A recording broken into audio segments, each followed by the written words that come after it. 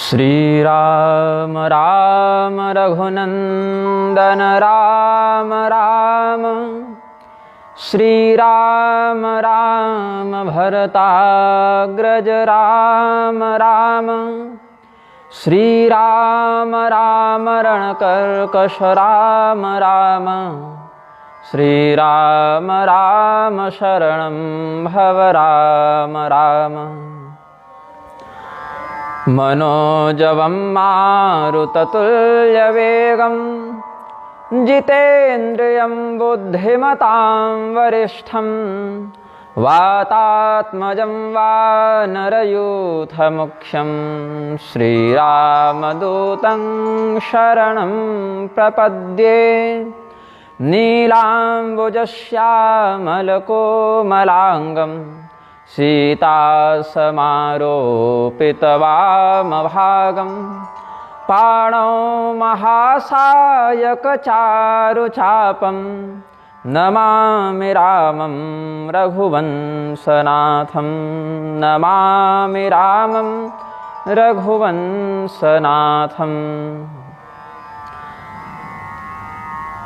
दक्षिणे लक्ष्मणो यस्य वामे च जनकात्मजा, पुरतो मारुतिर्यस्य तं वन्दे रघुनन्दनं। नारायणं नमस्कृत्य नरं चैव नरोत्तमं, देवीं सरस्वतीं व्यासं ततो जयमुदीरयेत्।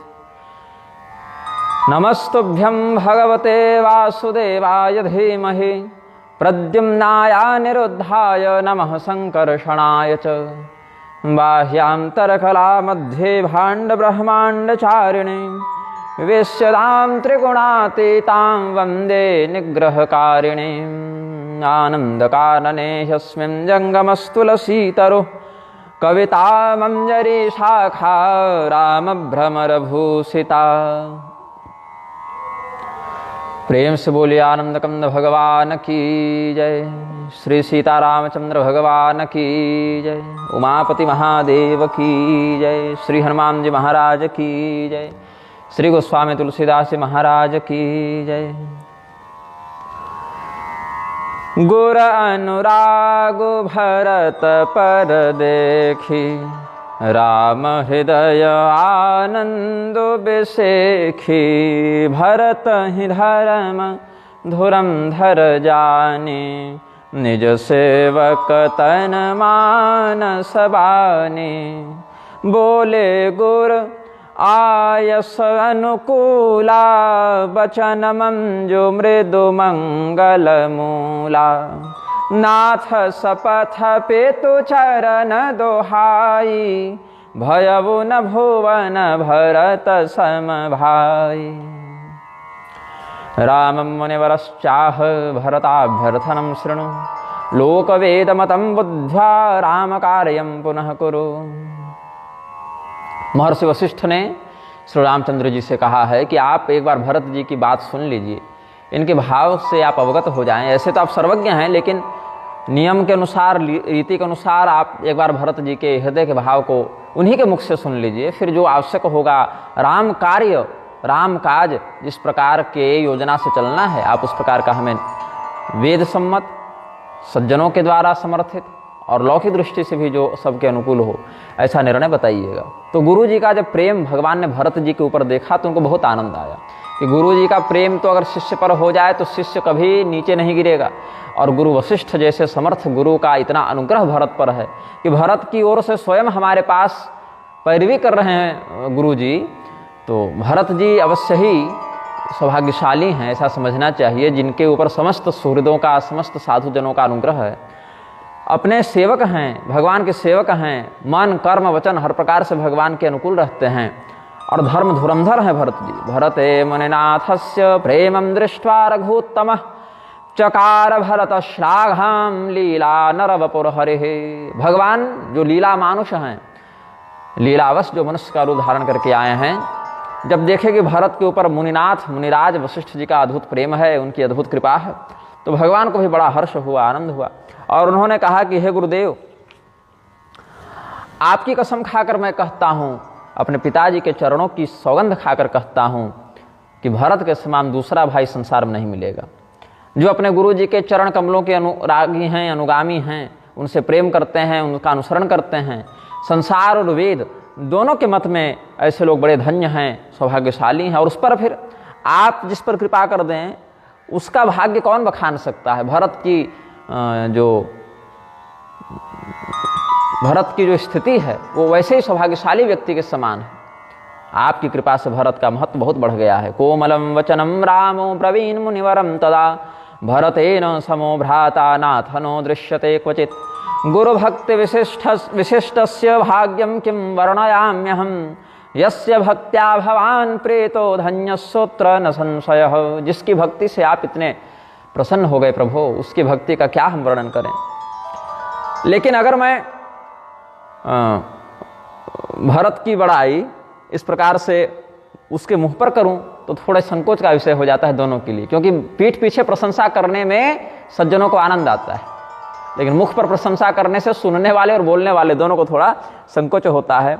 तो इसीलिए भरत जो चाहते हैं निसंकोच हमारे पास अपने भाव को व्यक्त करें, और भरत अब अपने भाव को रख सकते हैं, ऐसी भगवान ने सम्मति दे दी और भगवान चुप हो गए। तुष्णिम भूतो अनुजासन्ने प्रत्यक्षे गौरवम ददत्। भगवान भरत जी को बढ़ाई देते हुए चुप हो गए। तब मुनि बोले भरत सन सब सकोच तजितात कृपा सिंधु प्रिय बंधु सन कहु हृदय की बात। भरत जी को गुरु वशिष्ठ ने निर्देश दिया कि भगवान ने अपनी सम्मति दे दी है, अब आपके हृदय में जो भी भाव हो बिल्कुल निसंकोच, बिना किसी भय के, बिना किसी लज्जा के, बिना किसी ग्लानि के बिल्कुल स्पष्ट कर दें आप। वशिष्ठो भरतम प्राह त्वं वदासु मनोरथं भ्रातुरग्रे दया सिंधोस्त्यक्त्वा लज्जां प्रियस्य च। सुनि मुनि वचन राम रुख पाई गुरु साहिब अनुकूल घाई। लखि अपने सिर सब छरु भारू कहे न सकहि कछु करहि विचारू। भरत जी अभी तक थोड़े निश्चिंत थे कि चलो गुरु जी बात कर रहे हैं, लेकिन जब गुरु जी ने भरत जी को ही कहा कि आप बात कीजिए, भगवान ने भी सम्मति दे दी, तो भरत जी बड़े सहम गए। प्रसन्न तो हुए कि भगवान और गुरु जी दोनों हमारे अनुकूल हैं, लेकिन बहुत भार का अनुभव करने लगे कि अब मेरे ही हाथों में सारी बात है, मैं कैसे अपने शब्दों को अभिव्यक्त करूं। क्योंकि अच्छी बात भी अगर बुरे तरीके से कही जाए तो बात बिगड़ जाती है, और बुरी बात भी अच्छे तरीके से कही जाए तो बात संवर जाती है। लेकिन हम कैसे बोलें यहाँ पर कि प्रेम भी निभ जावे, मर्यादा भी निभ जावे और मनोरथ भी पूरा हो जावे। तो अपने नेत्रों में जल को आया हुआ देखकर, शरीर में रोमावली को उठा हुआ देखकर, पुलकावली को उठा हुआ देखकर भरत जी गुरु जी की ओर देखे, भगवान की ओर देखे प्रणाम करके, और कहने लगे श्रुत्वा मुनिवचो धीरो दृष्ट्वा भ्रातृनुकूलताम् न च वक्तुं ससाका हो गुरुभार समन्वितः रोमांचित शरीरत्वात् साश्रुनेत्रो भवत्तदा वक्तव्यं मम पूर्वं हे गुरुणा च प्रकाशितं कहब मोर मुनिनाथ निबाहा यही ते अधिक कहूँ मैं काहा। मैं जानूं निजनाथ स्वभाव अपराधे हूँ पर कोहन काऊ। अविकारी विकारी वा सर्वदोषैक भाजन परमेश पदम याति राम नामानुकीर्तनात्। कोई व्यक्ति पापी हो या पुण्यात्मा हो, ज्ञानी हो या मूर्ख हो सकता है समस्त दोषों से युक्त हो या सद्गुणवान हो, लेकिन भगवान का अगर विधिपूर्वक कीर्तन कर रहा है तो अवश्य ही उसको परम गति प्राप्त हो जाती है।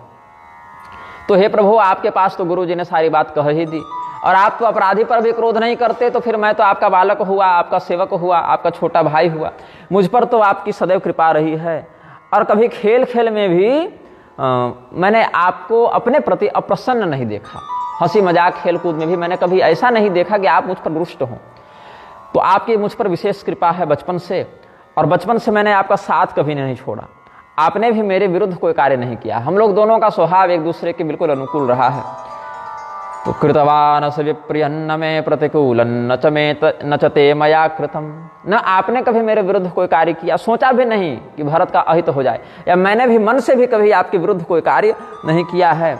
लेकिन प्रभु, मैं तो यही देखता हूँ कि जहाँ पर जिस खेल में मैं हार रहा होता हूँ वहाँ भी मुझे जिताने के लिए आप स्वयं हार जाते हैं और मुझे बड़ाई प्रदान करते हैं। अभिमुख्ये च रामस्य साहसं कथितुं मम नब्जात नेत्र युगलम परितृप्तम सुदर्शनात्। हमारे हृदय में एक बहुत बड़ी चिंता है, बहुत भार है। आपके पास अपने भाव को रखने का साहस बटोर कर मैं कुछ कह रहा हूँ। परस्तुत गुणो यस्तो निर्गुणोपि सुगुणी भवेत्, इंद्रोपि लघुताम याते स्वयं प्रख्यापितैर्गुणैः। कोई व्यक्ति अगर गुणवान नहीं भी है और दूसरे की बड़ी प्रशंसा करता है तो दूसरे के प्रशंसा रूपी गुण से लोग उसको भी गुणी मान लेते हैं। लेकिन अगर कोई इंद्र के समान भी गुणी है और अपने मुंह से अपनी बड़ाई करता फिरे तो इंद्र भी अगर होगा इस प्रकार का आत्मश्लाघी व्यक्ति तो उसका पद छोटा हो जाएगा, वह लघुता को प्राप्त हो जाएगा। इसीलिए हे प्रभु, विधाता को यह सब सहन नहीं हुआ, इसीलिए मेरी माँ के कुचक्र के कारण मेरे इस निर्मल चरित्र में, मेरे इस कीर्ति में कलंक लगा दिया उसने।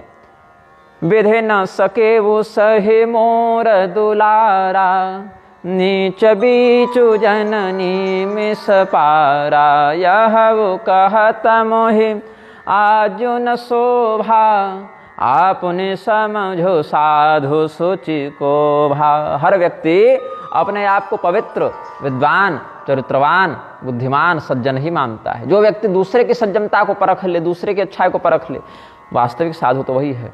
इसलिए मैं क्या कहूँ, न मैं मंथरा को दोष देता हूँ प्रभु, न अपनी माँ को दोष देखता हूँ, ना राजा जी दशरथ जी को दोष देता हूँ, ना आपको दोष देता हूँ। मैं तो समझता हूँ कि मेरा ही कोई पहले का पाप रहा होगा जिसने सबों की बुद्धि ऐसी भ्रमित कर दी और मेरे पाप के कारण ये सब प्रपंच हो गया। न मंथराया न तुमातुरस्य, दोषो न राज्ञो न च राघवस्य। मत्पापमेवात्र निदान भूतं वन प्रवेशे रघुनंदनस्य। सपने दोष कलेशन काहु, मोर भाग्य उदधियवगाहु। बिनु समझे निज अघ परिपाकु, जारियो जाय जननी कही काकु। यहाँ तक कि जब हम अयोध्या आए, हमको पता चला कि पिताजी नहीं रहे, आप भी जंगल आ गए, तो मैंने अपनी माँ को भी बहुत भला बुरा कहा, जो कि उचित नहीं है। हाँ, करेला का कलेरा हो गया। जो मैंने अपनी माँ को ही बहुत भला बुरा कहा, क्योंकि मैं उस समय अपने पाप के परिणाम पर सोच नहीं पा रहा था। मुझे लगा मेरी माँ ने गड़बड़ की है, मैंने अपनी माँ का भी हृदय बहुत जलाया है। जबकि विचार करूं तो मेरी माँ की भी गलती नहीं है। मेरी माँ के मन में ये सब उल्टी पुल्टी बातें डालने वाली मंथरा की भी गलती नहीं है। अवश्य ही मेरा कोई पाप था जो अब मुझे चिंतन करने पर समझ में आ रहा है, जिसके कारण ये सारा प्रपंच हुआ है। सत्यम वा यदि वा तथ्यम जन्मये तत्र भासितम, तद्विद्धि पृथ्वी पालो जानाति मुनि सत्तम। साधु सभा गुरु प्रभु निकट, कहूँ सुथल सति भाव। प्रेम प्रपंच की झूठ फुर, जाने मुनि रघुराव। अब इस चित्रकूट जैसे पवित्र तीर्थ में आकर अगर मैं झूठ बोलूं, आपसे असत्य बोलूं, तो ऐसा भी नहीं कि छिप जाएगी बात, क्योंकि आप भी सर्वज्ञ हैं, भगवान भी सर्वज्ञ हैं और हमारे गुरुदेव वशिष्ठ जी भी सर्वज्ञ हैं। तो इतनी दूर आकर इस तीर्थ में मैं जो भी बोलूँगा सत्य बोलूँगा, सत्य के सिवा कुछ नहीं बोलूँगा, क्योंकि झूठ उसके सामने बोला जाता है जो झूठ पकड़ न ले। और जो सर्वज्ञ बैठे हैं यहाँ, दो महापुरुष, एक बड़े भाई हैं, एक गुरु जी हैं। तो गुरु भी हैं, गोविंद भी हैं, दोनों ही सर्वज्ञ हैं, अंतर्यामी हैं। उनके सामने हम क्या झूठ बोलें। हमारे पिताजी चले गए, इससे यह सिद्ध हुआ कि वे आपसे कितना प्रेम करते थे। कौसल्या च सुमित्रा च याश्चान्या मम मातरः, दुःखेन महताविष्टास्त्वां प्राप्य कुलदूषिणीम्।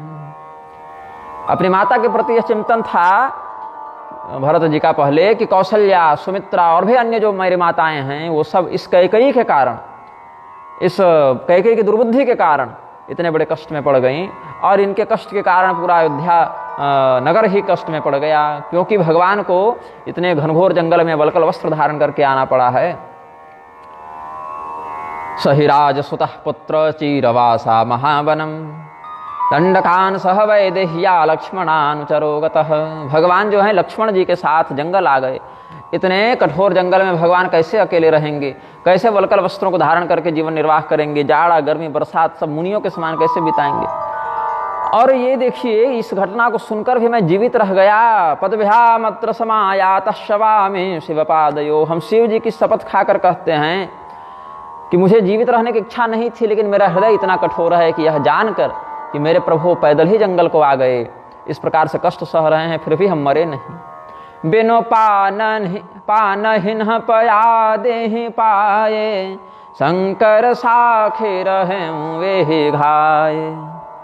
बहुरे निहारे निषाद सने हो, कुलिस कठिन उर भयउ न बेहू। यहाँ तक कि मैं तो आपका सगा भाई हो गया, जो निषाद राज हैं, जो कुल कुटुंबी भी नहीं होते हमारे, लेकिन आपसे इतना अद्भुत प्रेम करते हैं। यह जब हमने देखा तो कम से कम उनसे ही प्रेरणा लेते हुए मुझे यह समझना चाहिए कि मैं कितना अधम हूँ। गुह सौहार्द्रमालोक्य हृदय में न चास्फुटत, इत आगत्य सर्वम चापश्यम जीवम नहम पुनः। अभी तक आपके प्रेम में जितने लोगों को हमने देखा, सबका प्रेम निस्वार्थ था प्रभु, बस हमें अपने ही प्रेम में खोट दिखता है। निषाद राज तक का प्रेम हमको अनुत्तम लगा, बहुत अद्भुत लगा, सर्वोत्तम लगा, और यहाँ पर आकर मैंने अपनी आंखों से सारा कष्ट देखा है आपका। जिनका दर्शन करके रास्ते में जो सांप जा रहा है, जो बिच्छू जा रहा है, वह भी भगवान का दर्शन पाकर पवित्र हो जाता है, अपने दुस्त्यज क्रोधी स्वभाव को छोड़ देता है।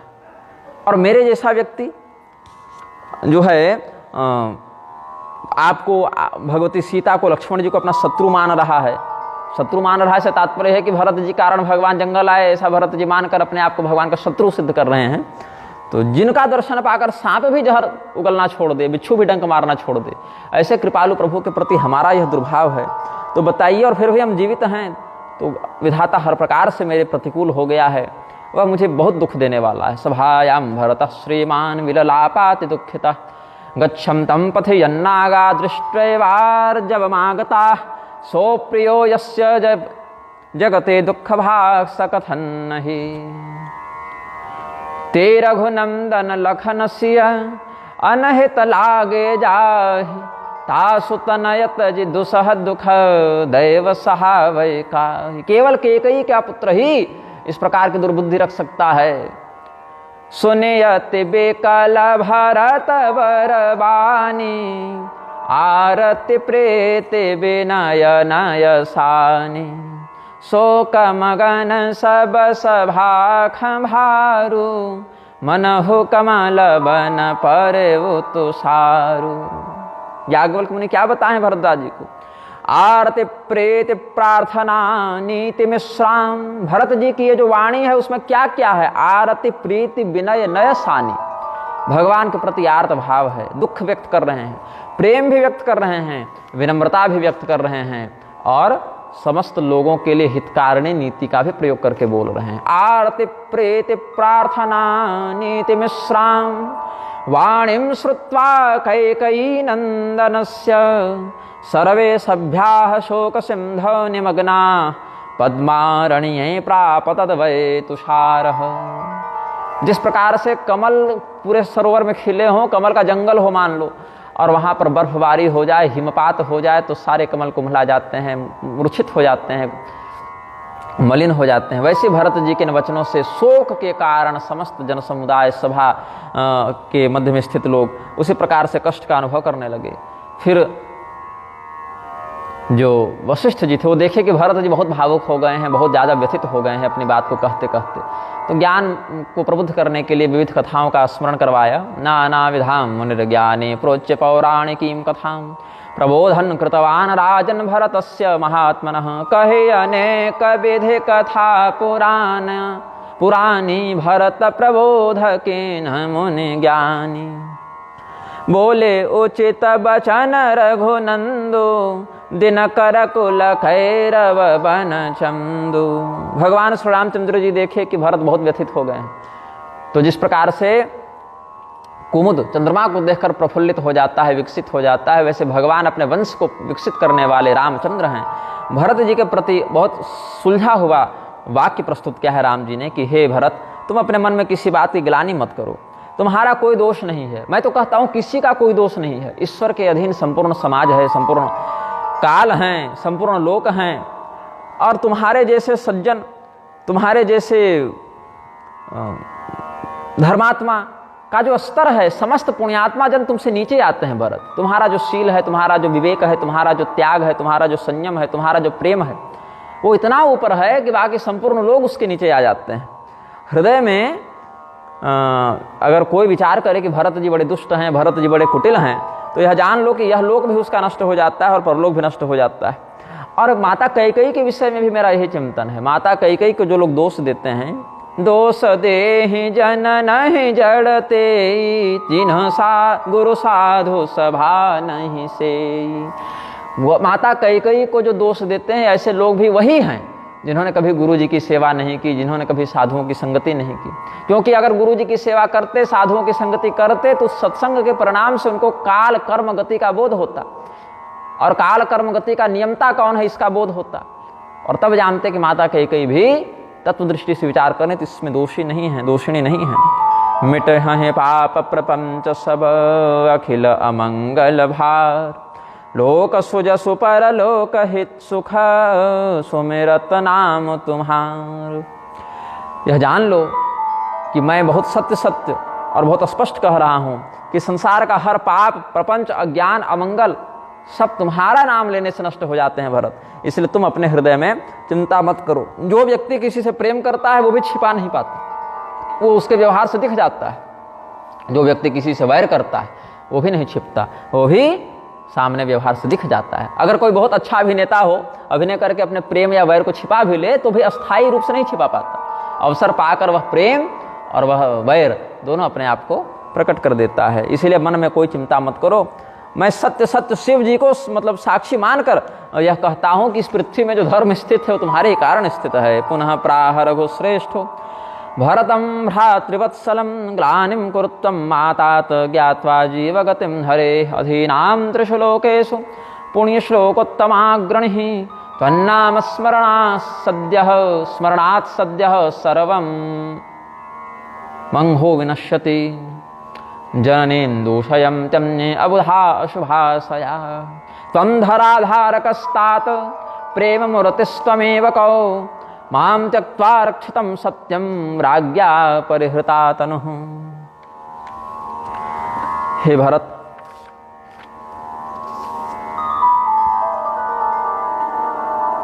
मुझे त्याग कर, मुझे जंगल भेजकर महाराज दशरथ को इतनी ग्लानि हुई कि उन्होंने अपना शरीर छोड़ दिया। अब पिता के शरीर छूटने के बाद अगर हम लोग उनके वचन के विरुद्ध चले जावें तो उनका जीवन तो मतलब जो गया सो गया, मरण भी हमने निष्फल कर दिया। क्योंकि वो मरे क्यों? मेरे यहाँ आने के कारण। और अगर अब हम वापस चले जाते हैं तो यही काम पहले कर दिए रहते। अगर वचन ही पलटना था तो पहले ही कर दिए रहते। पिताजी तो उसमें भी प्रसन्न थे, बल्कि अधिक प्रसन्न होते, जीवित भी रहते, कोई बात बिगड़ती नहीं। लेकिन जब पिताजी भी नहीं रहे तो उनके जीवित रहते जिस वचन का पालन करने की हमने उद्घोषणा की है, अब बताओ उनके जाने के बाद अगर उस वचन को हम ही पलट डालें तो सज्जनों की सभा में क्या यश बढ़ेगा। त्रिदशे सहा खंडलस्तु भयभीतो वदन्मिथः मे विनाशो मुखम कार्यम भाति स्वान्ते दधान किम पुनर्विमृश्यत्यावोच शरणम में भवाच्युत। जब इस प्रकार की बातचीत हो रही है तो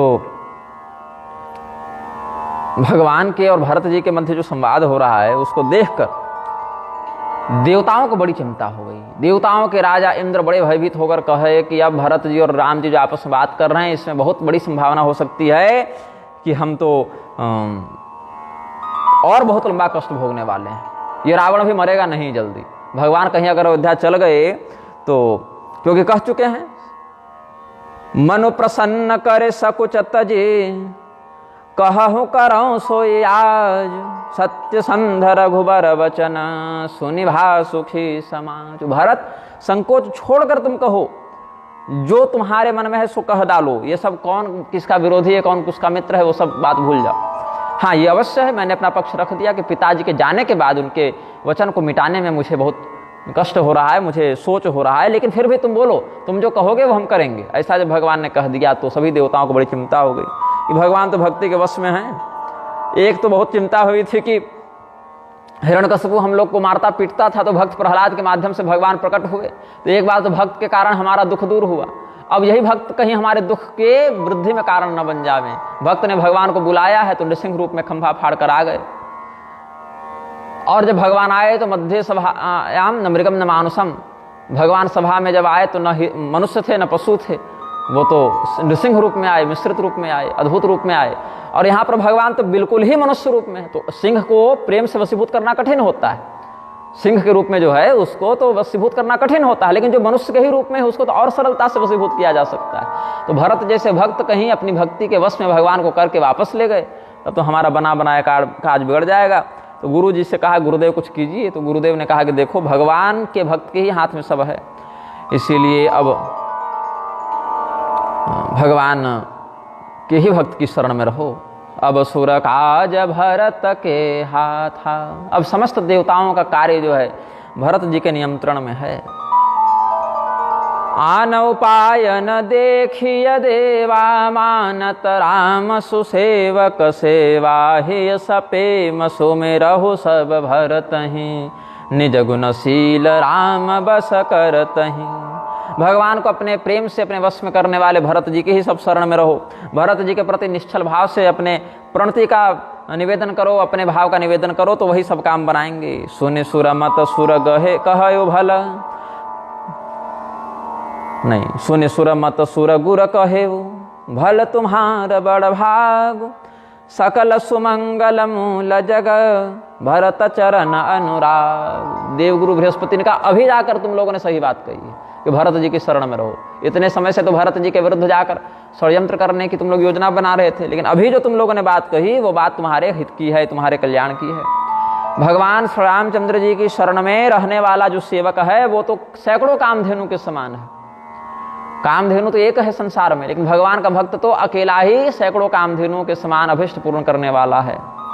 मत पूजना क्षत गुणम मदभक्तस्य तो पूजनम। भगवान ने क्या कहा, मेरे पूजन से 100 गुना अधिक फल तो मेरे भक्त के पूजन से हो जाता है। और मद वंदना क्षत गुणम मदभक्तस्य तो वंदनम, हमारे वंदन से 100 गुना पुण्य तो मेरे भक्त के वंदन से हो जाता है। हाँ, इसके लिए भक्त का पहले भक्त होना आवश्यक है।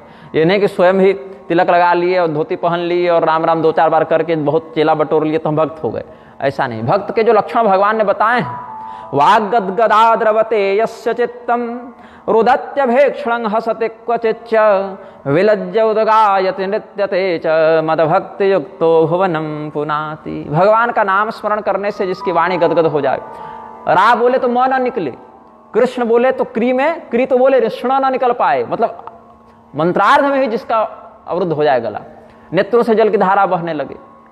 सीताराम में भी सीता बोलते बोलते ही जो भाव में विभोर हो जाए, राम तक न निकल पाए उनके मुख से, ऐसा जो भाव विभोर भक्त होगा, कभी भगवान की विरह लीला का स्मरण करके रोता है, कभी हास्य विनोद का स्मरण करके हंसता है, समाज क्या कहेगा ऐसा संकोच छोड़कर नृत्य करता है भगवान के लिए, गीत गाता है भगवान के लिए, ऐसा भक्त स्वयं भी पवित्र होता है और संसार को भी पवित्र करता है। तो ऐसा भक्त का जो सेवन है, वंदन है, पूजन है, वो भगवान के पूजन से भी बढ़कर है, ऐसा भगवान ने स्वयं कहा है। लेकिन ये सब वंदन पूजन पाकर भक्त को अहंकार नहीं होता, वो तो स्वयं भगाता है लोगों को कि अरे मेरी पूजा क्या करते हो, जाके भगवान की पूजा करो। ऐसा भी नहीं कि अरे हम भक्त हो गए, सब हमारी पूजा करो, भगवान को छोड़ दो। तो लोग क्या किए, गुरु जी का ही फोटो भगवान की मूर्ति हटा दिए और जो जिस गुरु का चेला है अपने गुरु फोटो रख लिया, कोई पर्स में रख लिया, कोई पूजा रूम में रख लिया। अरे जिस भगवान की पूजा करके गुरु जी गुरु बने, जिन भगवान की आराधना करके गुरु जी वो सौभाग्य प्राप्त किया, उस मार्ग को पर ले जाना गुरु का काम है ना। तो अगर गुरु जी ले जा रहे हैं उस मार्ग में तब तो ठीक है, और नहीं तो व्यक्ति पूजा करवाने वाले भी सैकड़ों लाखों गुरु बने हुए हैं, जो भगवान से जोड़ने के बहाने शिष्य को अपने से जोड़ लेते हैं, अपने स्वार्थ सिद्धि करते हैं। तो ऐसे गुरु से बचना चाहिए, भगवान से जोड़ने वाले गुरु से ही जुड़ना चाहिए। तो देवराज तथा देवा सर्वे शृणुत मदवचः, भरतो रामचंद्रस्य छाया प्राह बृहस्पतिः, भयं मां कुरुत स्वान्तं स्थिरं कुरुत सर्वथा।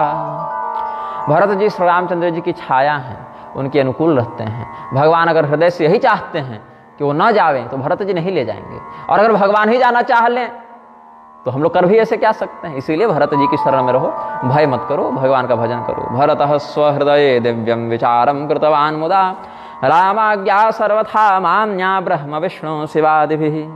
भरत जी अपने हृदय में विचार करते हैं कि भगवान की आज्ञा को कोई नहीं टाल सकता, त्रिदेव भी भगवान की आज्ञा का सहर्ष पालन करते हैं। तो इसीलिए हमको निसंकोच अपनी बात को कह देना चाहिए, बाद में जो होना है सो तो भगवान की इच्छा से ही होना है। तो कीन्ह अनुग्रह अमित अति, सब विधि सीतानाथ, कर प्रणाम बोले भरत, जोर जलज जुग हाथ। भगवान कैसे हैं? निज पन तजे राखे उपन मोरा, छोह स्नेह कीन नहीं थोरा। भगवान जो हैं अपनी प्रतिज्ञा छोड़कर हमारी प्रतिज्ञा रखते हैं। भीष्म पितामह के समय यही किए थे ना भगवान, मैं शस्त्र धारण नहीं करूंगा, ऐसी भगवान की प्रतिज्ञा थी। और भीष्म पितामह ने कहा कि मैं शस्त्र धारण करवा के ही रहूंगा। तो भगवान ने यद्यपि प्रत्यक्ष शस्त्र तो धारण नहीं किया, लेकिन शस्त्र के ही रूप में प्रयुक्त करने के लिए रथ का चक्का उठाकर भीष्म पितामह की ओर दौड़े। तो भगवान ने भीष्म पितामह के प्रण को अपने प्रण के ऊपर रखते हुए लीला की। यद्यपि अपना प्रण भी भगवान भंग नहीं किए, क्योंकि शस्त्र तो है नहीं, चक्का ही है, लेकिन चक्के का प्रयोग तो शस्त्र के रूप में कर रहे हैं। इसलिए भीष्म पितामह की प्रतिज्ञा को वरीयसी मानते हुए भगवान ने स्व प्रतिज्ञा रक्षणानंतर भीष्म पितामह की प्रतिज्ञा को वरीयसी रखा है। तो इसीलिए प्रभु के पास भरत जी निवेदन करते हैं, नाथ किं कथनीयं मे भवतो शेष साक्षिणः, मनः कल्पित दुखानि नष्टानि तव दर्शनात्। हे प्रभु, आप इस बात के ही साक्षी हैं कि आपके दर्शन से किसी प्रकार का कष्ट नहीं रहता, किसी प्रकार का अशुभ नहीं रहता, किसी प्रकार की चिंता या शोक नहीं रहते, कोई मनोरथ अपूर्ण नहीं रहता। आपके दर्शन मात्र से सब कुछ पूर्ण हो जाता है। मैं बेकार ही डर गया था, बेकार ही इतना सोच विचार कर रहा था। मेरा दुर्भाग्य, मेरी माता की कुटिलता, विधाता की टेढ़ी चाल, मोर अभाग मातु कुटिलाई, विधि गति विषम काल कठिनाई, ये सभी लोगों ने मुझे नष्ट कर दिया था प्रभु। लेकिन आपकी कृपा, आपके अनुग्रह से हम बच गए। आपने शरणागत की रक्षा करने का जो प्रण लिया है उसको आपने भली प्रकार निभाया है। ये शाम तो यादृशे बुद्धि फलदाता तथैव सः, नहीं विषमता तस्य कल्पवृक्षोपमो हरिः। भगवान कैसे हैं? जिसकी जैसी बुद्धि होती है वैसा ही फल प्रदान करते हैं। तां तथैव भजाम्यहम्। इसको वेदांती लोग, मीमांसक लोग ये सब तत्क्रतु न्याय कहते हैं कि जिस प्रकार की भावना रखकर देवता की आराधना की जाती है, देवता वैसा ही फल प्रदान करते हैं। फिर उस फल का व्यक्ति जैसा प्रयोग करे, अच्छा प्रयोग करे चाहे बुरा प्रयोग करे, वैसा ही उत्तम लोक या अधोलोक मिलता है उसको।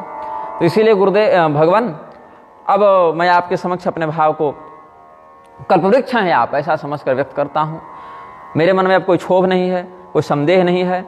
अब बस वही कीजिए कि अच्छा, जो सेवक अपने स्वामी को अपनी मांग से धर्म संकट में डाल देता है उसको भी उत्तम सेवक नहीं कहा गया है। मेरे स्वामी क्या देने में कुशल हैं, क्या देने में सहज हैं, क्या देने में समर्थ हैं, ऐसा विचार करके ही कुछ मांगना चाहिए। और समर्थ तो आप हैं देने में, इसमें कोई संदेह नहीं, लेकिन उस प्रदान को देकर आपको ही प्रसन्नता होनी चाहिए, आपकी सहजता होनी चाहिए।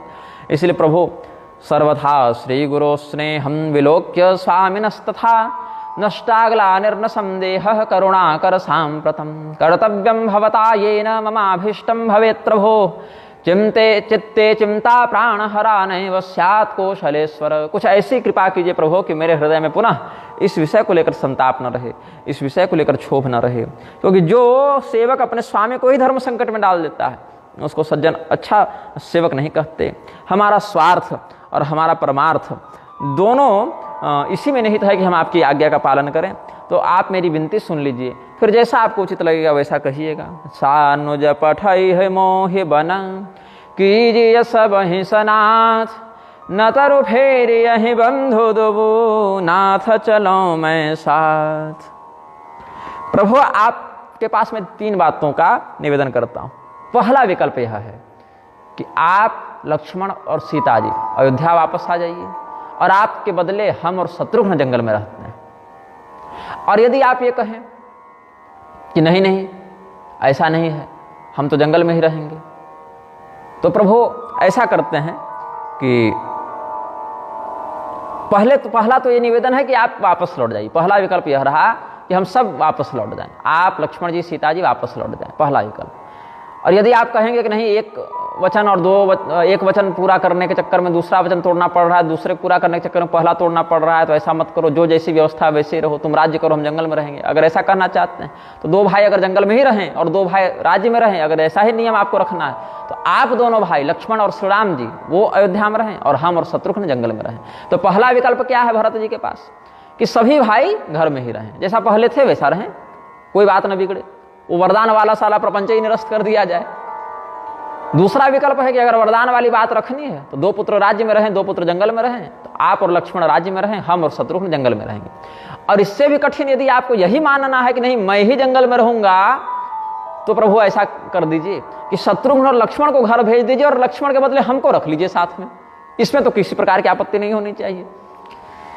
तस्य मे दासभूतस्य प्रसादं कर्तुमर्हसि अभिषिञ्च स्वचाब्दैव राज्येन मखवानिव तथानुपूर्व्यायुक्तश्च युक्तं चात्मनि मानद राज्यं प्राप्नुहि धर्मेण सकामान् सुहृदः कुरु अद्य प्रभृते भौम तो सहिष्येऽहं तृणेषु वा फलमूलासनो नित्यं जटाचीराणि धारयन् तस्याहमुत्तरं कालं निवत्स्यामि सुखं वने प्रतिश्रुतमार्यस्य नैव मिथ्या भविष्यति। यदि हम लोग दोनों भाई, मैं भरत और आप श्री राम जी, दोनों जंगल में रह जाए तो कोई प्रतिज्ञा नहीं टूटेगी।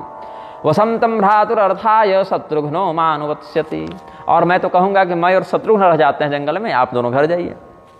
अगर ऐसा संभव नहीं है तो मुझे ही साथ में रख लीजिए, लक्ष्मण को लौटा दीजिए। न च भ्रातृत्रयं स्वामिन् गच्छेयं विपिनं त्वहं जानक्या सहितो योध्यान्निवर्ते भवानितः। और अगर इतना भी नहीं होगा प्रभु आपसे, तो आप और सीता जी कम से कम वापस लौट जाइए और हम लक्ष्मण और शत्रुघ्न बाकी तीनों भाई जंगल में रह लेंगे, कोई आपत्ति नहीं। अगर लक्ष्मण जी आपत्ति करे कि नहीं हम नहीं जाएंगे, तो आप और सीता जी लौट जाइए और बाकी हम लोग तीनों भाई जंगल में 14 वर्ष का वनवास भोग लेंगे। अब देखिए, भगवान ने, विधाता ने सब कुछ मेरे ऊपर डाल दिया है और मुझे न धर्म का बोध है न नीति का बोध है। मैं तो जिस प्रकार से अपना हित समझ रहा हूं वैसा बोल दे रहा हूं, इसमें आगे पीछे का मुझे कुछ नहीं समझ में आता। तो बस इतना ही कहेंगे, प्रभु प्रसन्न मन सकुच तजी जो जेहिया यशुदेव सो सिर धरे धरे कर ही सबो मिटहि नट अबरे। आप इन तीनों बातों में, तीनों विकल्पों में बढ़िया से सोच लीजिए कि क्या उचित है, क्या राजनीति कहती है, क्या धर्म मर्यादा कहती है, क्या समय की मांग है, और आप आदेश दीजिए कि मैं क्या करूं। आप जो कहेंगे वही होगा, आपके आदेश के विरुद्ध कोई नहीं जाएगा। भरत जी ने जब बहुत व्यवस्थित रूप से अपनी बात को ऐसे व्यक्त किया, हर प्रकार से विकल्प दे दिया, या तो सब लोग घर में रहें, या तो आप सीता जी लक्ष्मण जी लौट जाएं, हम शत्रुघ्न जंगल चले जाएं, या तो आप और सीता जी जंगल में रहें और लक्ष्मण के बदले हमको रख लें, और अगर कुछ नहीं बन रहा है तो आप और सीता जी जंगल चले जाएं, बाकी तीनों भाई हम लोग घर चले जाएं, बाकी तीनों भाई हम लोग जंगल में रहें।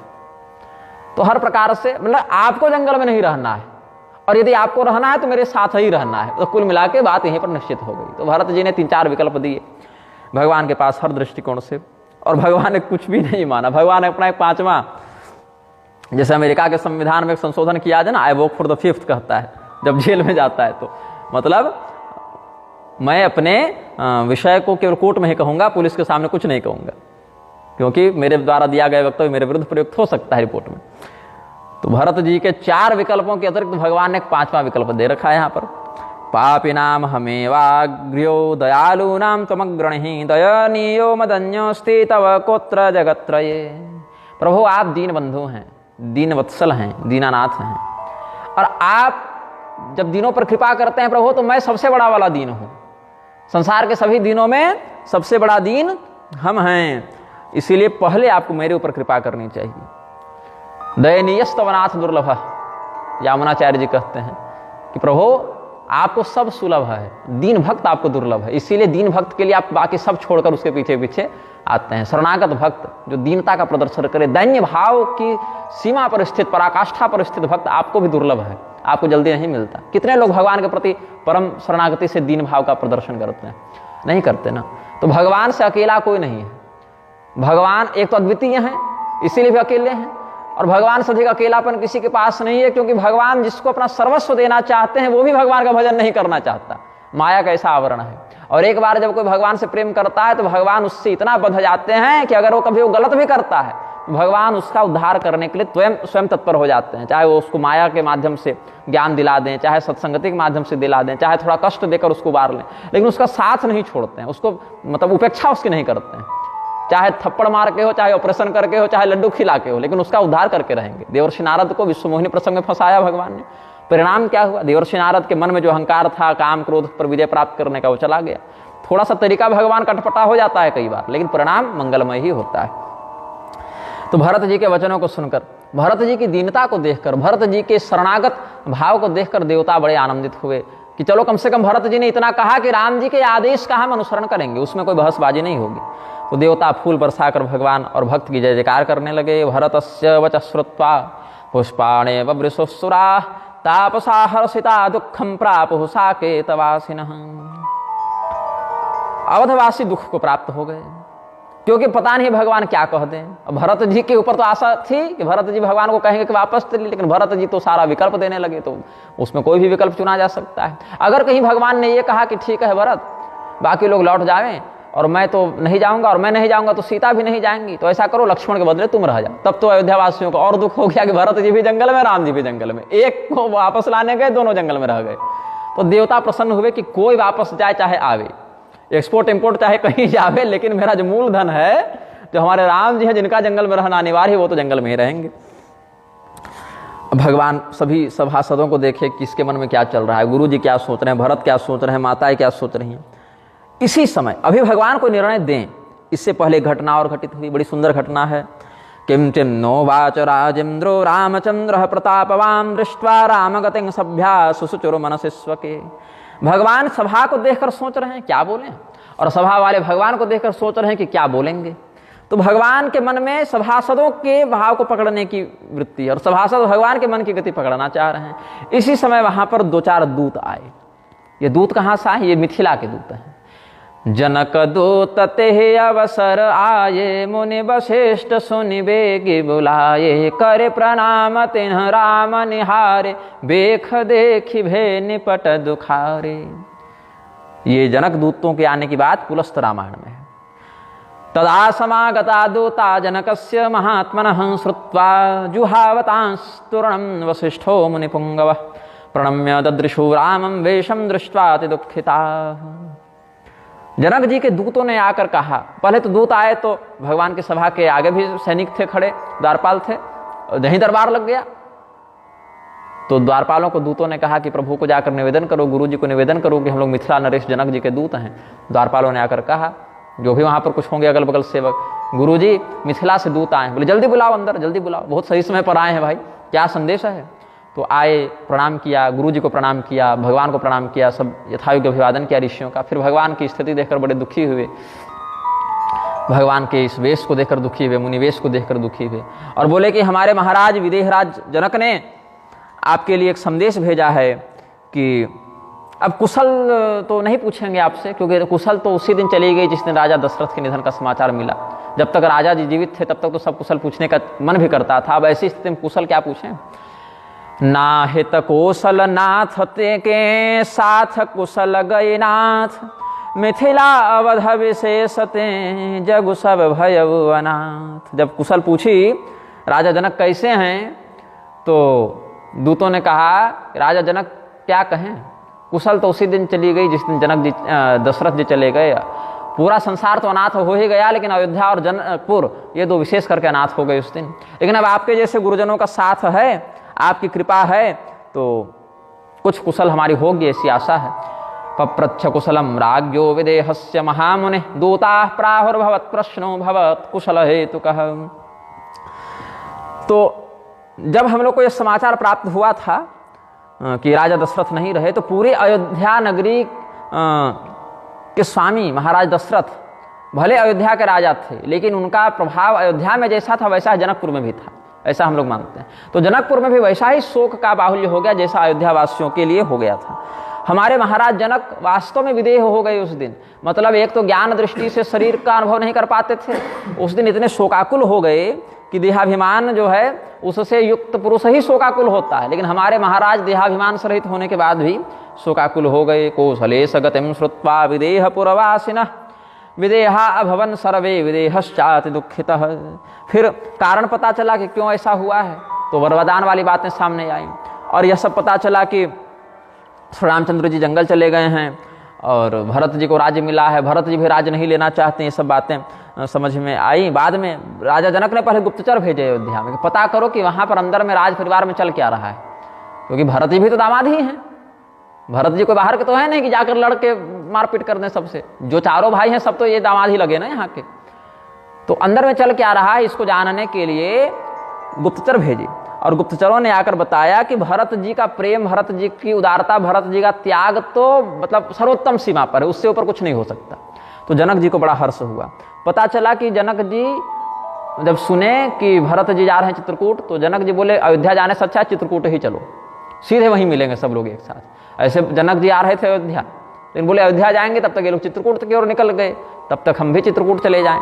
तो राजा विचार्य मनसि साकेतं चतुरः शुभान् दूतान् संप्रेषयामास शीघ्रं वै शीघ्रगामिनः। दूता भरतवृत्तान्तं ज्ञात्वा जनक संसदि यथावत् कथयामासु स्वमनीषानुसारतः।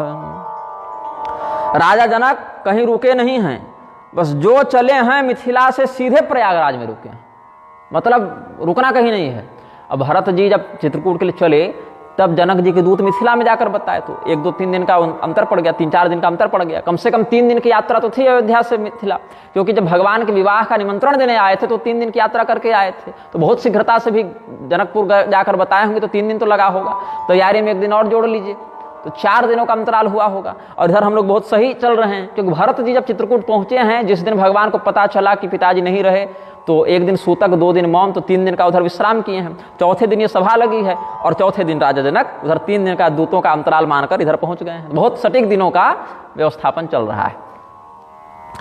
तो अब हमारे महाराज जनक जी जो हैं वो यमुना पार कर रहे हैं और सेना इत्यादि सब साथ में है, समुदाय साथ में है, तो उनको आने में थोड़ा समय लग रहा है। लेकिन इससे पहले हम 6-7 भीलों के साथ दूतों को भेजा था रास्ता खोजने के लिए, तो वही 6-7 भीलों के साथ भगवान वशिष्ठ जी ने उनको वापस किया है कि आप लोग जाइए और जनक जी को ससम्मान यहाँ ले आइए।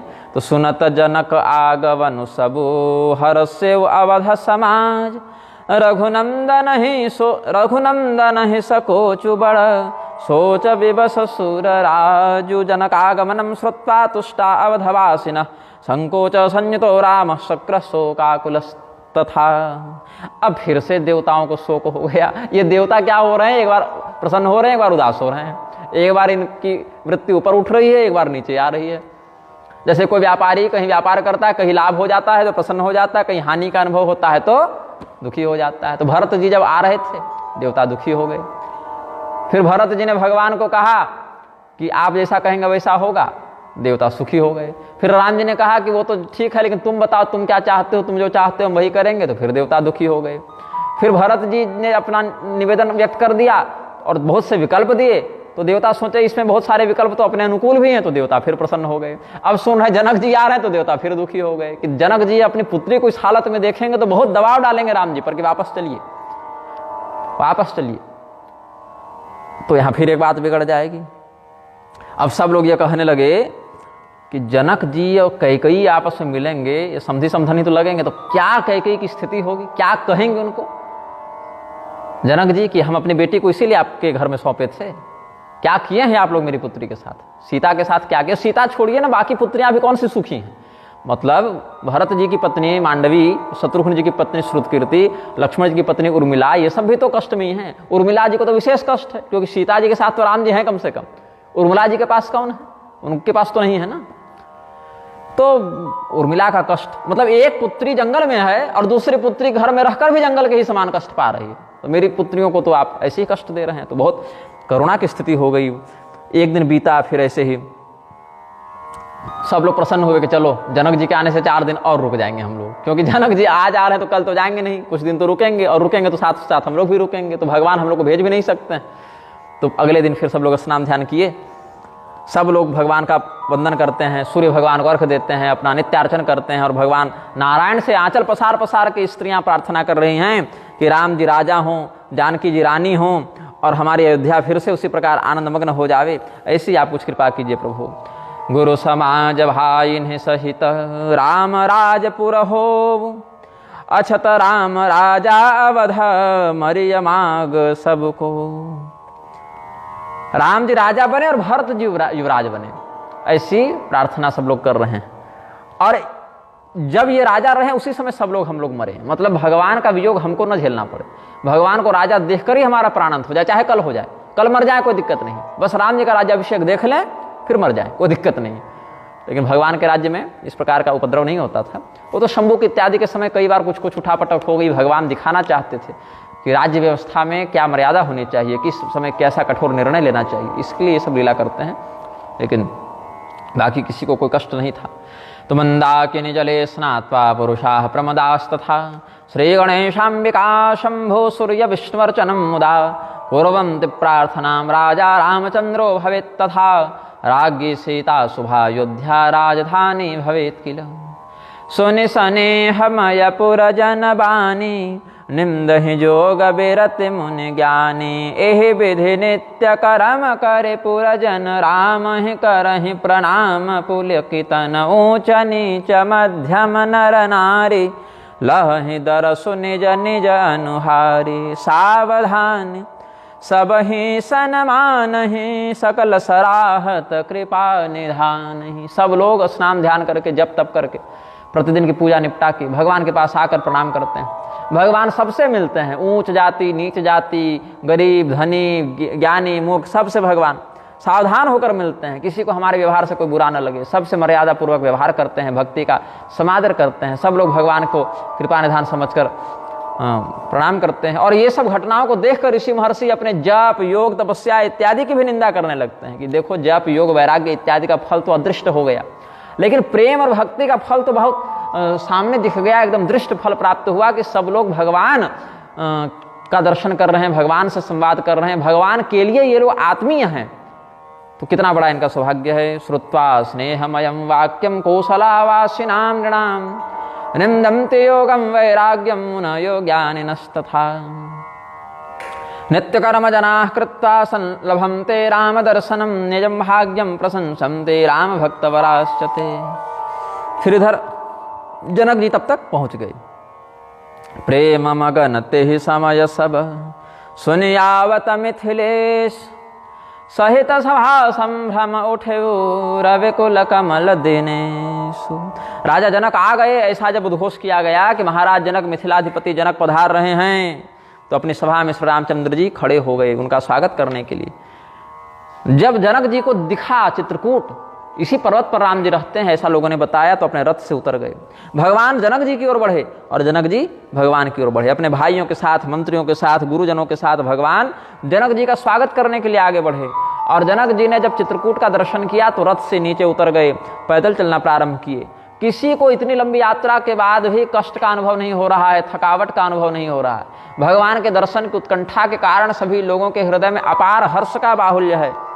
अयोध्या वाले जनकपुर से मिल रहे हैं, जनकपुर वाले अयोध्या से मिल रहे हैं, सब लोग गले मिल रहे हैं, एक दूसरे का समाचार पूछ रहे हैं। सभी लोग एक दूसरे के प्रेम में ऐसे मग्न हैं कि किसी को किसी प्रकार का कष्ट या विषाद का अनुभव नहीं हो रहा है। फिर गुरु वशिष्ठ के मार्गदर्शन में राम जी और सतानंद पुरोहित जी के मार्गदर्शन में जनक जी दोनों मिले हैं। जनक जी ने राम जी के पक्ष से आए हुए ऋषि महर्षि का अभिवादन किया और राम जी ने जनक जी के पक्ष से आए हुए ऋषि मुनियों का अभिवादन किया। आश्रम सागर शांतरस पूरन पावन पाथ से नमः करुणा सरित ले जाहि रघुनाथ। भगवान श्री रामचंद्र जी का आश्रम कैसा है? करुणा की मूर्ति है। भगवान श्री रामचंद्र जी का आश्रम जो है वो करुणा का समुद्र है। और उस समुद्र में जाने वाली नदी कौन है? जनक जी की सेना जो है, जनक जी का जो समाज है वो उस करुणा रूपी समुद्र में मिलने के लिए जा रहा समाज है। अच्छा, इसका एक और अर्थ है, आश्रम सागर शांत रस। भगवान श्री रामचंद्र जी का आश्रम शांत रस का समुद्र है और राजा जनक जी का जो समाज है वो करुणा रस की नदी है। तो नदी समुद्र की ओर स्वभावतः ही बढ़ती है। तो करुणा रस की नदी जो है वो शांत रस। भगवान में यहाँ करुणा का अर्थ कृपा नहीं है, करुणा का अर्थ शोक है, क्योंकि जब व्यक्ति करुणा से युक्त होता है तो रोता भी है। तो करुणा के कई अर्थ होते हैं, जैसे शोक भी जो है करुणा का ही एक, क्योंकि निर्दयी व्यक्ति शोकाकुल होगा नहीं दूसरे के कष्ट को देखकर। कृपा युक्त रहेगा, करुणा युक्त रहेगा, तभी दूसरे के कष्ट से शोकाकुल होगा। तो रामायण जो है, रामायण महाकाव्य की रचना करुण रस प्रधान से हुई है। एको रस करुण एवं निमित्त भेदात कहते हैं लोग। तो करुण रस को ही निमित्त बनाकर रामायण का प्रवर्तन किया गया है।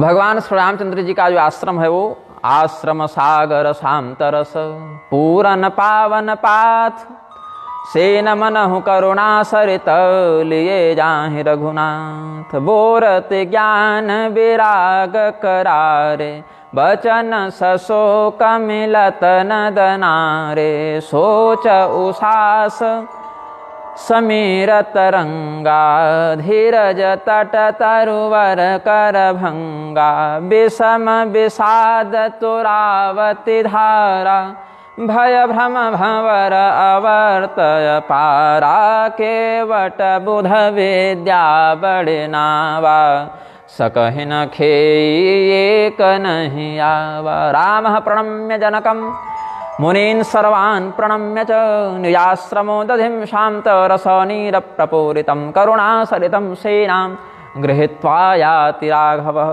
करुणा की नदी में इतना जल है, करुणा का जल है, ज्ञान और वैराग्य रूपी दोनों किनारों का अतिक्रमण करके यह नदी बह रही है।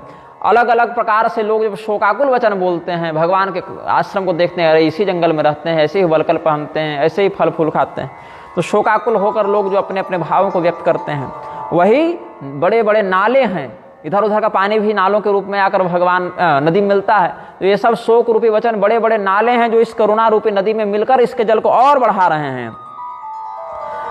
लोग जब गहरी गहरी सांस लेते हैं तो वही श्वास की वायु मानो इस जल के तरंगों को बढ़ाने वाली, नदी के जल के तरंगों को बढ़ाने वाली हवा है। और इस हवा के कारण जो आंधी चल रही है, उसके कारण वृक्ष जो खड़े हैं किनारे, इस करुणा रूपी नदी के किनारे जो वृक्ष खड़े हैं, वो धैर्य रूपी वृक्ष उखड़ जा रहे हैं, समाप्त हो जा रहे हैं। ये सब रूपकों का वर्णन किया है। नदी जहाँ पर समुद्र से मिलती है, समुद्र वहाँ पर विशेष प्रचंड हो जाता है, वो बहुत आवाज़ होती है, वहाँ पर जल का उताल बढ़ जाता है, तरंगे बढ़ जाती हैं। तो ये करुणा रूपी नदी जब शांत रस वाले आश्रम रूपी समुद्र में मिली है, तो वहाँ पर और भी तरंगों का उछाल हो गया, ऐसा समझना चाहिए। दोनों राज समाज अयोध्या और जनकपुर वाले शोकाकुल हो गए हैं। ज्ञान, धैर्य, संकोच, लज्जा, ये सब किसी को समझ में नहीं आ रही है। राजा दशरथ का वियोग सबको अनुभव हो रहा है कि महाराज दशरथ क्यों नहीं है यहाँ पर। जनक जी को देखकर दशरथ जी की याद आ रही है। सभी लोग उसी प्रकार से दुखी हैं जिस प्रकार से उस दिन दुखी हुए थे जब राजा दशरथ पर लोग गए थे। अवगाहि शोक समुद्र सोचहि नारे नर व्याकुल महादे दोष सकल सरोस बोलहि वाम विधि कीन्हो कहा सुर सिद्ध तापस जोगी जन मुनि देखि दशा विदेह के तुलसी न समरथ को जो तरि सकै सरित स्नेह की स्वजनस्य हि दुःखमग्रतो विवृत द्वारमिवोपजायते। जब किसी व्यक्ति को आप देखें और उससे प्रेम करें तो हृदय का दुख अपने हृदय कपाट का अतिक्रमण करके बाहर निकल जाता है। कोई व्यक्ति बहुत दुखी हो तो हर जगह अपना दुख व्यक्त नहीं कर पाता, लेकिन जब मित्र के सामने, स्वजन के सामने, सुहृद के सामने वह व्यक्ति आता है तो अपने हृदय के भावों को बहुत स्पष्टता से खुलकर कह देता है। हृदय में कपट और कपाट दोनों नहीं रहते, कपट भी नहीं और कपाट भी नहीं, दरवाजा भी नहीं और छल भी नहीं।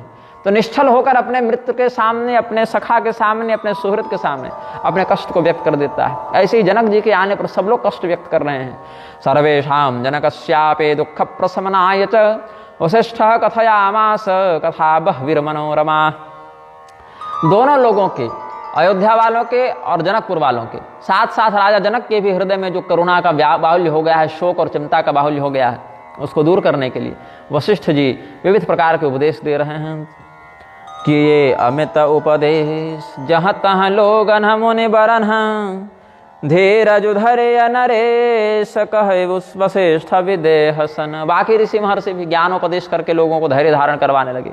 राजा जनक को सत कथा का, सन्मार्ग का उपदेश करके वशिष्ठ जी ने धीरज बंधवाया। फिर बहुत प्रेम से वशिष्ठ जी ने कहा,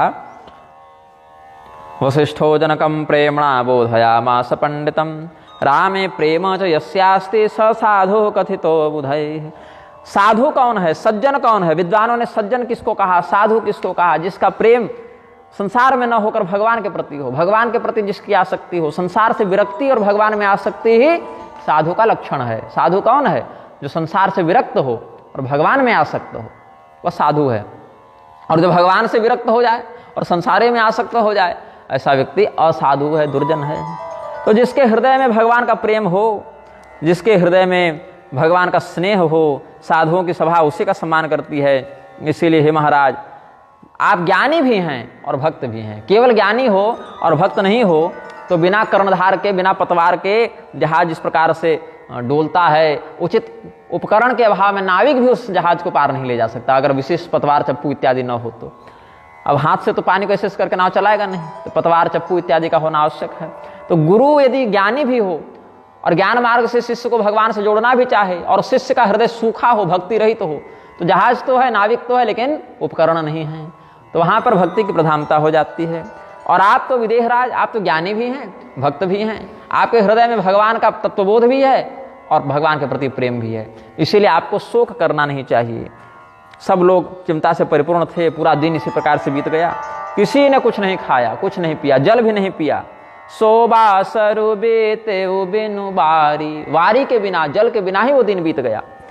और मनुष्यों ने नहीं खाया, ये तो समझ में आती ही बात, लेकिन करुणा इतनी अधिक थी, सभी लोग इतने अधिक शोकाकुल थे कि पशुओं ने भी कुछ नहीं खाया, पक्षियों ने भी कुछ नहीं खाया, हिरणों ने भी कुछ नहीं खाया। पशु पक्षी मृग खग कोई कुछ नहीं खा रहे हैं। तो भगवान के जो कुटुंबी हैं, भगवान के जो नाते रिश्ते हैं, भगवान के जो भक्त हैं, वो लोग क्या खाएंगे। अयोध्यावासिनः सर्वे मिथिलापुरवासिनः मंदाकिनी जले स्नानं कृत्वा वटतरोस्तले।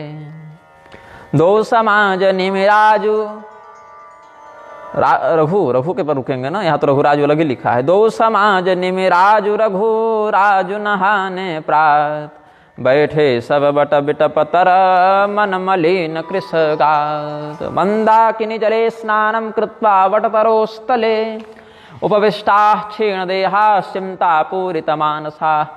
अयोध्या वाले राजा जनक के नेतृत्व में और अयोध्या वाले राम जी के नेतृत्व में और मिथिला वाले राजा जनक के नेतृत्व में मंदाकिनी के जल में स्नान करके अगले दिन प्रातःकाल फिर बट वृक्ष के नीचे बैठे सब लोग। अब यही देखना चाह रहे हैं कि जनक जी क्या कहेंगे। जे महेशुर दशरथ पुरवासी, जे मिथिलापति नगर निवासी, हंस बंश गुरु जनक पुरोधा, जिन्ह जगमगु परमारथु शोधा। लगे कहन उपदेश अनेका, सहित धर्म नय विरति विवेका। कौशिक कहि कहि कथा पुरानी, समुझाई सब सभा सुबानी। विश्वामित्र जी इत्यादि भी वहां पहुंच गए थे।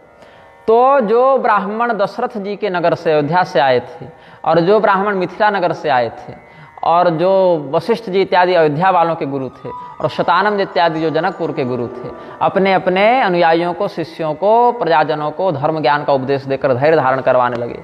विश्वामित्र जी भी विविध प्रकार की कथा सुनाकर पूरी सभा को समझाने लगे। मिथिलावासिनो विप्रास तथा अयोध्या निवासिनः, वसिष्ठश्च शतानंदो विश्वामित्रस्तथैव च, अनेकान् कथयामासुरुपदेशान् पुरातनान्। तब भगवान श्री रामचंद्र जी ने कहा कि प्रभु, सब लोग कल से भूखे हैं, कुछ खाए नहीं हैं, तो सबको कुछ आहार इत्यादि प्राप्त हो जाए, फिर हम लोग बैठकर चिंतन करेंगे, क्योंकि सब लोग कल से भूखे हैं, जल भी किसी ने नहीं पिया है, तो ऐसा उचित भी नहीं है। तो आप, और आज भी 2.5 पहर दिन बीत गया है। भगवान कहते हैं 2.5 पहर दिन आज भी बीत गया। एक पहर में 3 घंटा होता है, 2.5 पहर का अर्थ हो गया 7.5 घंटा बीत गया है सूर्योदय से, है ना।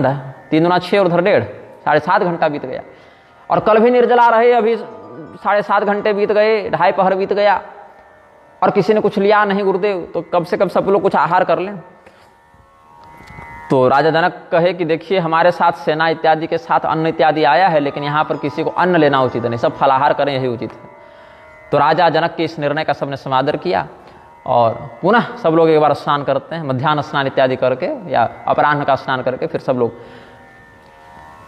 वनवासियों के द्वारा भर भर कांवर जो कहा सब लाए थे, कांवर में जो फल फूल इत्यादि लाए थे उसका आहार किया। रामाज्ञागता सर्वे स्नातु मंदाकिनी तटम, तदा वनचराः कंद फल मूलानि सादरम् आन्युर्भोजनार्थं हि प्रीतये राघवस्य च।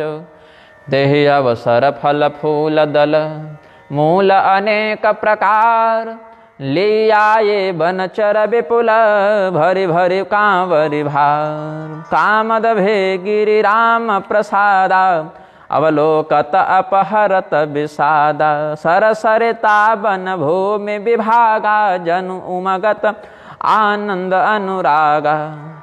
भगवान श्री रामचंद्र जी की कृपा से पूरे के पूरे चित्रकूट के हर वृक्ष में फल लग गए, हर वृक्ष में पुष्प लग गए, जिसको जिस भी वस्तु की आवश्यकता है, हर वृक्ष मानो कल्प वृक्ष हो गया, हर प्रकार की अनुकूलता हो गई, ताकि इतने लाखों लोगों के खाने के लिए किसी चीज की कमी न रह जाए। अब लाखों लोग खा रहे हैं, 2-4 फल भी अगर सब लोग खाएंगे तो कितने फल लगेंगे। तो पूरे जंगल में ही सभी फलदार वृक्ष हो गए, सब फल जो हैं सो मधुर थे, स्वादिष्ट थे।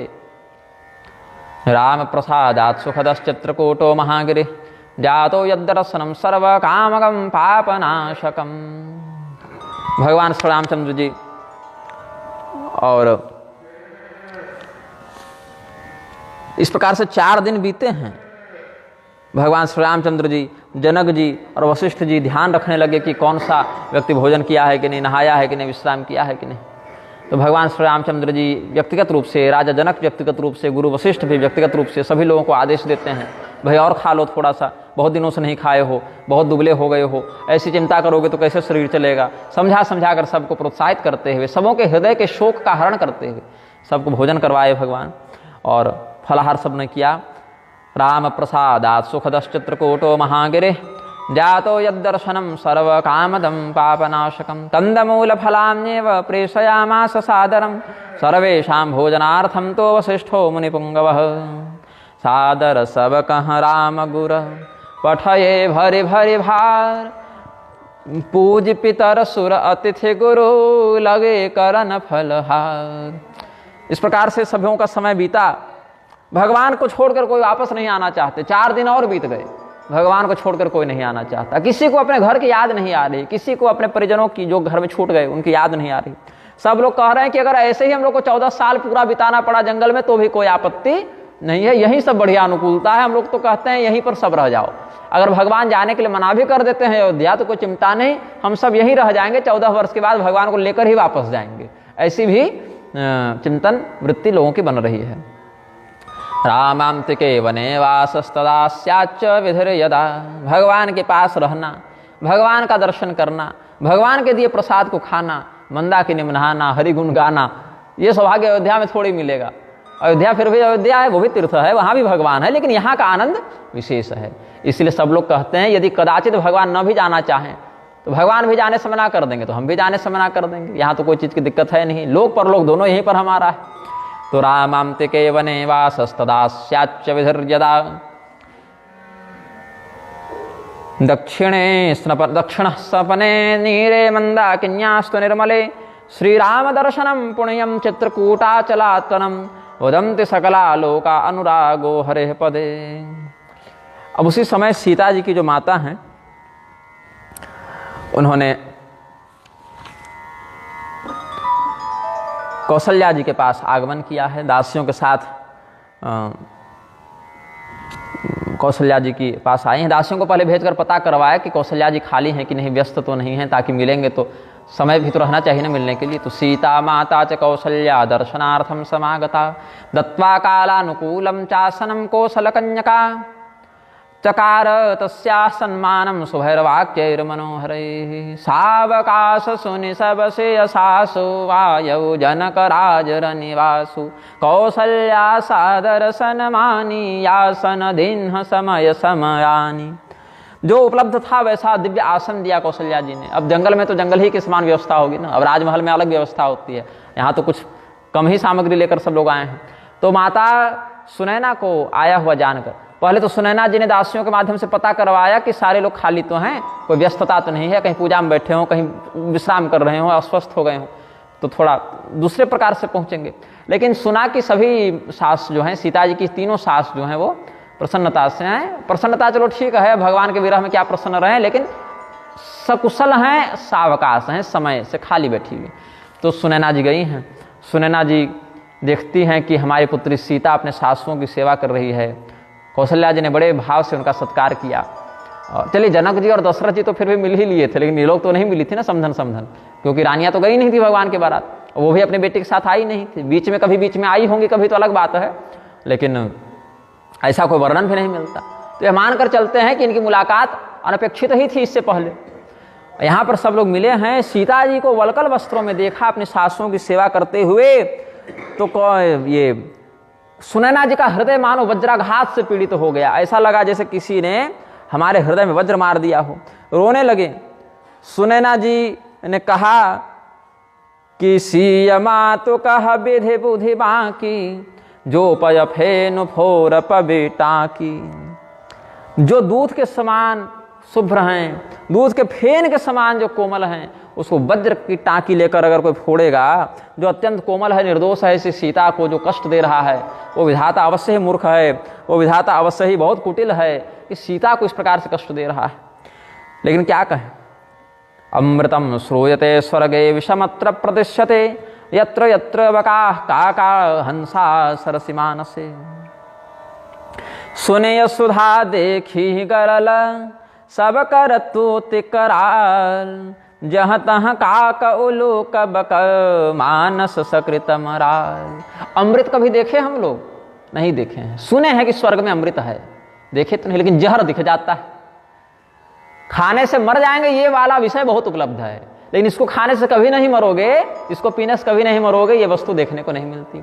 कौवा बगुला कहीं भी दिख जाएंगे, लेकिन मानसरोवर का हंस कहीं दिखा नहीं, सुनने में आता है। जो बहुत सौभाग्यशाली कोई दिव्यात्मा होगा उसको दिखेगा, कोई बहुत सौभाग्यशाली कोई पुण्यात्मा होगा उसको अमृत मिलेगा, लेकिन सबको नहीं मिलता, जबकि जहर उपलब्ध है। वैसे ही कष्ट, विपत्ति, ये सब बहुत सरलता से दिखते हैं, लेकिन सौभाग्य, सुख इसे बहुत दुर्लभ हो जाता है।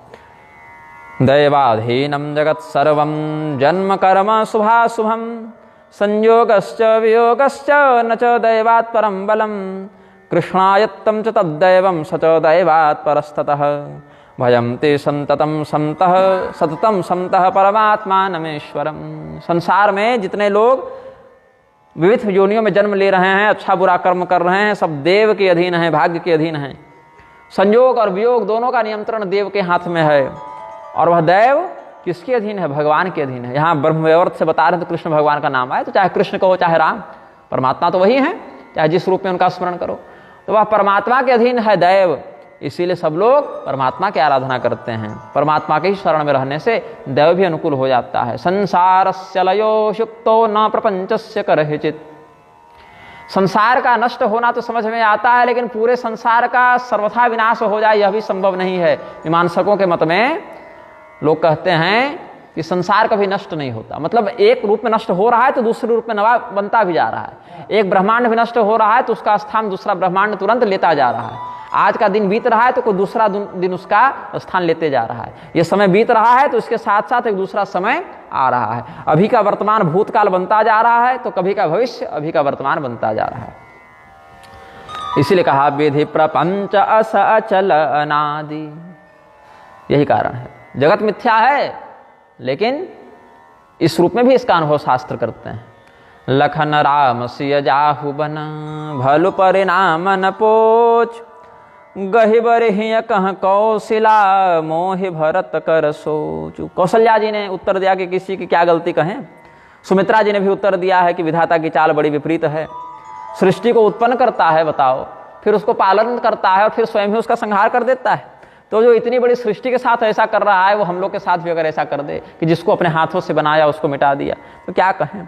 कौशल्या जी ने कहा कि इसमें किसी मनुष्य को दोष नहीं दिया जा सकता।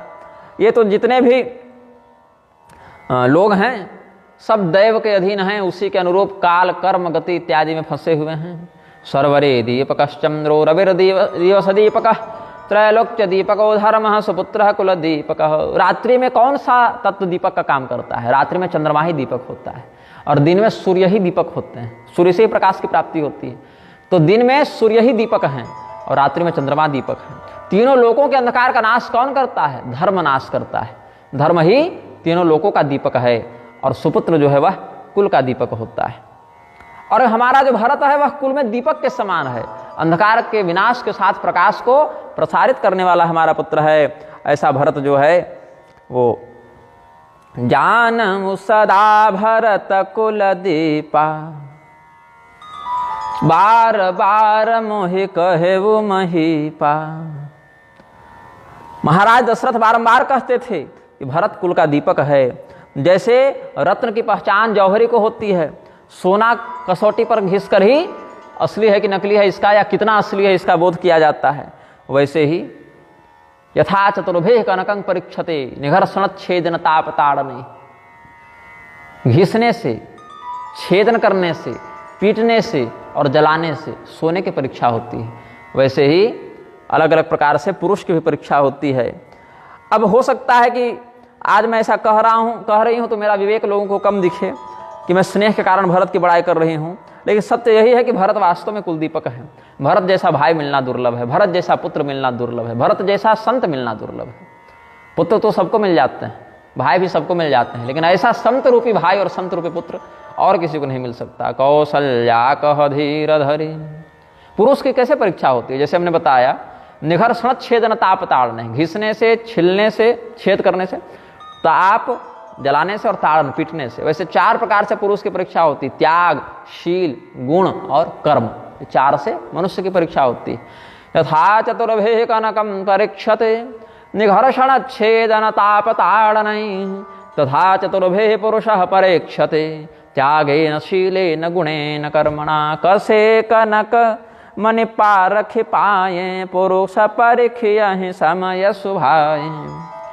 कौशल्या कह धीर धरी सुनु देवी मिथिलेश, को विवेक निधि बल्लभ तुम्हें सकय उपदेश। ऐसा कह के फिर सब लोग जब शोकाकुल अधिक हो गए कौशल्या जी की वाणी को सुनकर, तो मिथिला नरेश जनक जी की पत्नी सुनैना देवी को, सुनेत्रा देवी को धैर्य धारण करवाते हुए पुनः कौशल्या जी ने कहा कि आप तो जनक जी की पत्नी हैं, जिनके पति स्वयं इतने ज्ञानी हों, जिनके पास बड़े बड़े ऋषि महर्षि ज्ञान उपदेश की चर्चा करने आते हों, ऐसे जनक जी की भार्या को हम लोग क्या समझाएंगे, क्या बताएंगे। विधार्य धैर्यम कौशल्या मिथिलाधीश्वरी प्रिय शृणुत्वम विज्ञान निधेर वल्लभासी सुधीमती। आप तो ज्ञान विज्ञान में जो निपुण हैं, ऐसे राजा जनक की पत्नी हैं, आप तो हम सबों को उपदेश दे सकती हैं, तो हम लोग आपको क्या उपदेश दें। लेकिन अब जो घटना घटित हो रही है, मैं तो यही कहूँगी, कौशल्या जी कहती हैं कि आप महाराज जनक से एक निवेदन कीजिएगा कि मेरे पुत्र को समझाएं, राम को समझाएं कि अगर उसको वापस घर नहीं आना है तो कोई आपत्ति नहीं, लेकिन भरत को अपने साथ रख ले, क्योंकि अगर भरत राम के साथ रहेंगे तो मुझे दोनों की चिंता नहीं रहेगी, क्योंकि दोनों साथ में रहेंगे तो मुझे बड़ा मतलब वियोग तो है भगवान का, लेकिन कम से कम अभी की अपेक्षा कुछ अधिक निश्चिंतता रहेगी। मुझे भरत की ही चिंता है, क्योंकि भरत अगर घर में रह गए तो मुझे डर है कि कहीं उसके प्राण न छूट जाए, क्योंकि महाराज जा चुके हैं राम जी के वियोग में, ये हम लोग देख चुके कि राम जी के वियोग में प्राण भी छोड़ सकता है व्यक्ति, तो भरत का भी प्राण नहीं बचेगा, ऐसी मुझे आशंका है। तो भले जंगल में रह जाएं, लेकिन जीवित तो रहेंगे, आशा तो रहेगी कि 14 साल के बाद सब सकुशल मिलेंगे। तो भरत भले जंगल में रह जाएं, लेकिन जीवित तो रहेंगे, इसी आशा से मैं कहती हूँ कि जंगल में ही रह जाएं भरत, राम भी जंगल में ही रह जाएं, कोई दिक्कत नहीं। ऐसे भी जंगल तो जा ही चुके हैं, इतना तो हमने सहन कर लिया, लेकिन भरत की मुझे बड़ी चिंता है। गूढ़ स्नेह भरत मन माही रहे नीक मोहि लागत नाही, लखि स्वभाव सुनि सरल सुबानी सब भय मगन करुण रस रानी। कौशल्या जी का ऐसा उत्तम स्वभाव देखकर, उनकी उत्तम वाणी को देखकर सब रानियां करुणा रस में निमग्न हुई हैं, रो रही हैं, आकाश से फूल बरस रहे हैं। राज्ञी मदवचनाद वाच्यो मिथिलाधिपतिस्त्वया लक्ष्मणो रमणीयत्र भरतो यातु काननम, भरतस्य कृते शोको वर्तते हृदये मम, गूढ़ स्नेही च भरतो वसेन्नात्र तथा कुरु। भरत जी का प्रेम जितना दिख रहा है उससे बहुत अधिक गहरा है। भरत जी दिखा नहीं पा रहे अपने पूरे प्रेम को, जितना दिख रहा है उसी में लोग था नहीं पार कर पा रहे। तो भरत जी का जो अप्रदर्शित प्रेम है, जितना अंदर छिपा हुआ है, जैसे पहाड़ इतना ऊंचा है ये तो दिख रहा है, लेकिन जमीन के अंदर वो कितना गहरा है ये थोड़ी दिख रहा है। सुमेरु पर्वत जो है वो ऊपर कितना है, उस जितना ऊपर उसका शिखर है उससे दुगना नीचे घुसा हुआ है। कहते हैं सुमेरु के शिखर से दुगना उसका आधार है। तो राग लखि सुहाव सुनि सरल सुबानी सब भई मगन करुण रस रानी, बेग पाय धारे यथलहि कह स्नेह सति भाई, अब तौ हमरे तौ अब ए सगति कहे मिथिलेश सहाय। फिर रात्रि बहुत हो गई थी, सब लोग बोले कि अब 2 घड़ी रात बीत गई है, सब थके हुए हैं जंगल में। अब घर में तो महल है अपना, तो चलो पूरी रात जग जाओ, कोई दिक्कत नहीं, लेकिन रात्रि को जंगल है, हालांकि कोई उपद्रव नहीं है, फिर भी जंगल जंगल होता है, जल्दी विश्राम कर लेना चाहिए। कल प्रातःकाल क्या निर्णय लेंगे सब लोग ये देखना भी तो है। तो कौशल्या प्राह राज्ञीं तां मिथिलाधीश्वर प्रियाम, ईश्वरो में गते किं वा सहायो मिथिलापति। अब तो सब ईश्वर के ही हाथ में है, रानी जी आप भी विश्राम कीजिए। और महाराज जनक से हमारे भाव को निवेदित कीजिएगा, तो वो भी कुछ अपनी ओर से सहायता कर दें तो अच्छी बात है। तो या तो ईश्वर कुछ काम बना दें या तो जनक जी महाराज बना दें। फिर जनक जी की पत्नी सुनैना देवी ने कौशल्या जी को प्रणाम किया, बोले कि आप दशरथ जी की पत्नी हैं, श्री राम जी की माँ हैं, ऐसा शील ऐसी विनम्रता आप ही दिखा सकती हैं। हम लोग आपसे कितने छोटे हैं, ज्ञान की दृष्टि से भी आपसे मैं छोटी हूँ, रिश्ते की दृष्टि से भी मैं कन्या की माता हूँ, तो मेरा पक्ष अवर ही कहलाएगा। और ये तो अग्नि की बड़ाई है कि धुएं को अपने सामने निस्तेज देखकर भी अपने से ऊपर रखती है अग्नि। धुआं आग से ऊपर ही उड़ता है, धूम निस्तेज है और अग्नि प्रदीप्त है, लेकिन ये तो अग्नि की महानता है, अग्नि की बड़ाई है कि धूम को भी अपने माथे पर रखती। सेवकुराव करम मन बानी सदा सहाय महे शुभवानी। हमारे महाराज जनक तो हे कौशल्या जी आपके हर प्रकार से सेवक हैं, आप जैसा आदेश देंगे वैसा सारा कार्य किया जाएगा। और भगवान भी अपने अनुकूल ही हैं, श्री महादेव जी श्री पार्वती जी हमारे अनुकूल ही हैं। तो आपकी सहायता हम क्या करेंगे? भला कि सूर्य की सहायता करने के लिए दीपक अगर प्रयास भी करे तो क्या सहायता कर पाएगा? तो मैं ये तो समझती हूँ कि वन में श्री रामचंद्र जी आ गए हैं तो देवताओं का कार्य भी बनाएंगे और अपनी स्वतंत्रता से ही अयोध्यापुरी में आकर राज भी संभालेंगे। और जितने देवता हैं, मनुष्य हैं, नाग हैं, यक्ष हैं, सब भगवान की कृपा से अनुकूलतापूर्वक अपना अपना ऐश्वर्य उपभोग करेंगे, सुरक्षित रहेंगे। ये सब याज्ञवल्क्य मुनि ने हम लोगों को पहले ही बता रखा है, इसीलिए हम लोग धैर्य धारण किए हुए हैं। यह सब जाग बलिक हिराखा। याज्ञवल्क्य मुनि का जनक जी के दरबार में आना जाना बड़ा पुराना था, बहुत शास्त्रार्थ इत्यादि भी चलता रहता था। तो राजा जनक को याज्ञवल्क्य जी ने ये सब बातें बता रखी थी कि सब भगवान की इच्छा से हो रहा है। वो किसी षड्यंत्र के कारण जंगल नहीं गए हैं, षड्यंत्र के बहाने जंगल नहीं गए हैं, जंगल जाने के लिए षड्यंत्र भगवान ने अपनी इच्छा से करवाया है। इसलिए कैकेयी का भी दोष नहीं है, क्योंकि देवताओं का काम बनाना है, तो देवताओं का कार्य बनाकर भगवान अयोध्या आएंगे, इसलिए कोई चिंता की बात नहीं है। याज्ञवल्क्य मुनि ने ये सब रहस्य हम लोग को बता दिया था। देवी न हो ये मुधा मुनि भाखा। और ऋषि महर्षियों की वाणी अनृत नहीं होती है, असत्य नहीं होती है, मिथ्या नहीं होती है। इसीलिए हमें पूरा विश्वास है कि अभी चाहे जो स्थिति सबों की हो रही हो, जो कष्ट आया हो, लेकिन परिणाम मंगलमय ही होगा। अस कही पग परिप्रेम अति सिय हित विनय सुनाय। सिय समेत सिय मातु तब चली सो आय सुपाय।